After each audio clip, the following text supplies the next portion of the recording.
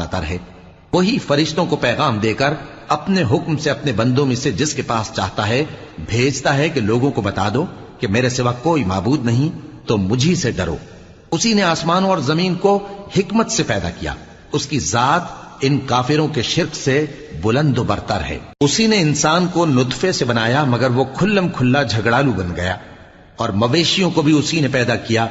उनमें तुम्हारे लिए सर्दी से बचाओ और बहुत से दूसरे फायदे हैं, और उनमें से बाज को तुम खाते भी हो। और जब शाम को उन्हें जंगल से लाते हो और जब सुबह को जंगल चराने ले जाते हो तो उनसे तुम्हारी इज्जत और शान का इजहार होता है। और दूर दराज शहरों में जहां तुम सख्त मेहनत के बगैर पहुंच नहीं सकते, वो तुम्हारे बोझ उठाकर ले जाते हैं। कुछ शक नहीं कि तुम्हारा परवरदिगार निहायत शफकत वाला है, मेहरबान है। और उसी ने घोड़े और खच्चर और गधे पैदा किए ताकि तुम उन पर सवार हो, और वो तुम्हारे लिए रौनक व जीनत भी हैं। और वो